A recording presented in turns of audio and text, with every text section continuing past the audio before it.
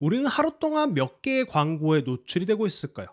한 연구에 따르면 다양한 매체를 통해 약 193.1개의 광고에 노출이 된다고 합니다. 어마어마하죠. 아마도 알게 모르게 정말 노출이 많이 되는 것 같은데요. 그 중에 영양제 광고는 얼마나 될까요? 최근 들어 영양제나 보충제에 관심이 많이 생기면서 건강기능식품의 규모 자체가 엄청 커졌습니다. 이에 비례해서 광고도 많이 쏟아지고 있어요. 많은 부분 이 상향 평준화되어 있긴 한데요. 그래도 깐깐한 두꺼비 판매 눈에는 과도하게 비싸게 판매가 되고 있는 제품도 있고요. 함량이 부족한 제품도 보이고 뭔가 좀 눈속임을 하는 제품들도 보이더라고요. 여러분은 어떤 기준으로 영양제를 선택하시나요? 단순히 가격만을 고려하지 않을 거예요. 왜냐하면 내 몸에 들어가는 걸 단순히 가성비로만 따질 수 없기 때문이죠. 그리고 여기저기 쏟아지는 광고 탓에 이것도 먹어야 할 것 같고 저것도 먹어야 될 것 같고 그런 느낌 들잖아요. 저도 잘 만든 광고 보면 막 그런데. 그래서 하나씩 사다 보면 집에 이만큼 쌓아놓고 정작 먹지 않는 제품들이 수두룩하죠. 두꺼비 판매계 상담을 하시는 분들 대부분이 그렇더라고요. 정말 놀랄 만큼 많은 제품을 보여주시면서 이거 다 먹어도 되는 거냐고 이렇게 물어보세요. 제가 그거 왜 드세요? 라고 질문을 하면요. 뭐 그냥 좋다고 하길래 샀어요 하는 대답이 대부분입니다. 좀 많이 안타까웠습니다. 그래서 오늘 영상을 준비했는데요. 영양제를 어떻게 선택을 해야 하는지, 그리고 기본적으로 반드시 챙겨야 하는 영양제 3가지까지 말씀을 드릴게요. 두꺼비팜 팔로우 하셨죠? 바로 시작해 보겠습니다.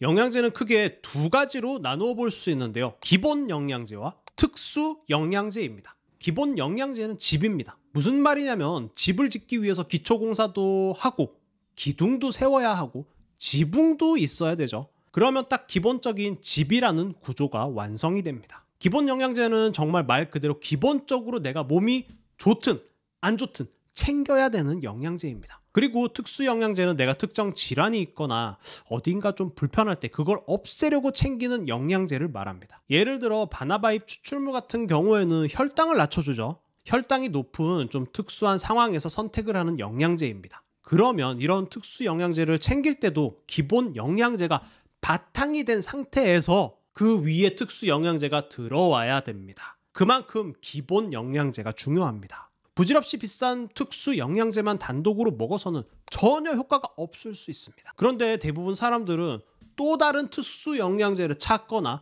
더 비싼 특수 영양제를 찾으시죠. 저는 여기에 기본 영양제를 더 추가하라고 조언을 드립니다. 그럼 어떻게 되냐고요? 거짓말 좀 보태면 100% 만족하십니다. 정말 아무것도 아니라고 생각하는 기본만 더했을 뿐인데 그 변화가 드라마틱합니다. 놀랍지 않으세요? 자, 그럼 기본 영양제 3가지 하나씩 알아보겠습니다. 기본 중에 기본, 기초 중에 기초가 바로 프로바이오틱스 유산균입니다. 유산균은 기본적으로 장을 건강하게 튼튼하게 만들어주는데요. 여기서 장이 정말 기본입니다. 제가 서양 의학적인 관점과 동양 의학적인 관점에서 설명을 드릴게요.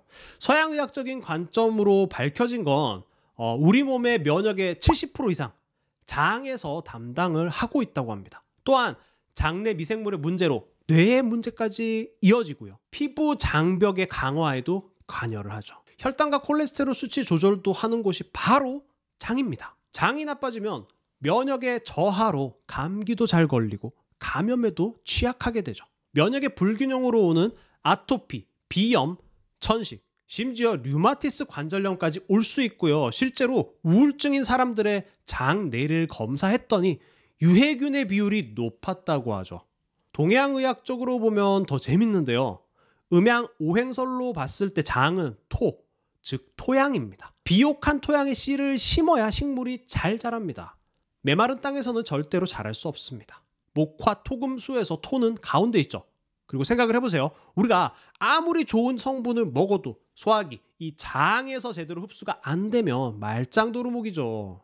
반대로 장에서 나쁜 독소 물질이 걸러지지 않으면 우리 몸은 그 독소의 침범을 당하는 거고요. 유산균을 단순히 장을 좋게 하는 혹은 대변만 잘 보게 하는 성분이라고 생각하지 마세요. 지금까지 말씀드렸듯이 우리 몸 대부분에 영향을 미칠 수 있습니다. 혹시 3대 영양소를 아시나요? 탄수화물, 단백질, 지방이죠. 이 세 가지 영양소는 음식으로 충분하게 섭취가 될 수 있어요. 그런데 흔하게 잘 부족해지기 쉬운 영양제가 있는데요. 뭘까요? 비타민과 미네랄입니다. 편의상 이렇게 뭉뚱그려서 말씀을 드렸는데 비타민도 미네랄도 종류가 많죠. 하나씩 구분을 해드릴게요. 비타민 A는 필수 영양제에는 끼지 않습니다. 비타민 B군, C, D 이 세 가지가 필수 비타민인데요. 비타민 B군의 경우는 에너지 생성의 조효소로 작용을 하게 되는데요. 우리가 막 열심히 일을 하거나 스트레스 받으면 고갈되기 쉽습니다. 비타민 C는 메가도즈 요법으로도 잘 알려져 있죠. 저는 이제 비타민 C 메가도즈 요법을 참 좋아하지만 메가도즈 요법은 필수라고까지는 말씀을 못 드리겠어요. 하지만 가성비 최고의 항산화제로서 충분한 가치가 있습니다. 그리고 기회가 된다면 꼭 한번 메가도즈 요법을 경험해 보시면 좋겠어요.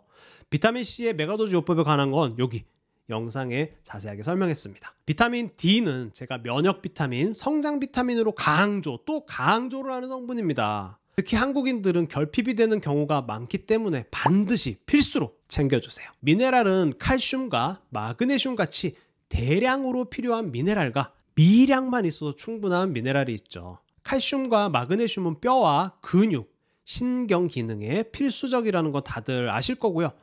그 이외에도 마그네슘은 스트레스 완화, 수면 질 개선에도 효과적이죠. 철, 아연, 구리, 망간, 셀레늄 등등의 미량 미네랄들도 각각의 기능이 있는데요. 이런 미네랄들은 서로 흡수될 때 흡수가 안 되게 막 방해도 하고 서로 돕기도 하고 좀 복잡한 그런 관계가 있습니다. 따라서 미네랄의 경우 골고루 들어있고 흡수율이 좀 개선된 제품들을 선택해 주시는 게 좋습니다.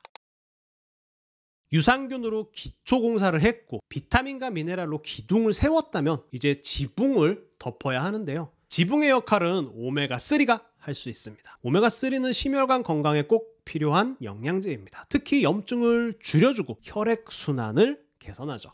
이런 이유 때문에 고혈압이나 심혈관 문제가 있는 분들에게 더 유익할 수는 있어요. 그런데 말입니다. 꼭 무슨 염증이나 혈액순환 자체에 문제가 없더라도, 즉 건강한 사람에게도 반드시 추천하는 게 오메가3입니다. 왜냐하면 오메가3의 미세염증을 없애주는 효과 때문입니다. 우리 어디 가다가 넘어져서 상처를 입어본 적 있죠? 이런 상처는 눈에 보이는 염증이죠. 그런데 실은 우리 몸에서는 알게 모르게 염증 반응이 끊임없이 일어나고 있습니다. 이런 미세염증이 오래 지속이 되면 비만, 당뇨병, 심혈관 질환, 관절염 등으로 발전이 되기도 합니다. 오메가3의 주성분인 EPA와 DHA는 강력한 항염증 작용이 있기 때문에 미세염증을 줄이는 데 아주 효과적이죠. 세포막을 유연하게 만들어서 세포 간의 신호 전달도 원활하게 해주고 면역 기능을 조절하고 뇌 건강과 인지 기능 향상에도 도움이 되고, 할 말이 진짜 많아요. 우리 집에 이 비를 막아주는 지붕이라고 생각해도 되겠죠? 오늘 소개해드린 필수 영양제 잘 기억하셨나요? 유산균, 프로바이오틱스죠. 비타민, 미네랄, 그리고 오메가3, 줄여서 PVMO. 네 가지만 잘 챙겨도 건강을 지키는데 아무 문제 없습니다. 비싸기만 하고 효과도 못 보는 특수 영양제 대신 오늘 말씀드린 PVMO 기본 영양제부터 챙겨보세요. 무엇보다 꾸준하게 드시는 게 중요합니다. 영양제를 고를 때 가격에 현혹되지 말고요. 나에게 꼭 필요한 영양소 위주로 선택하세요.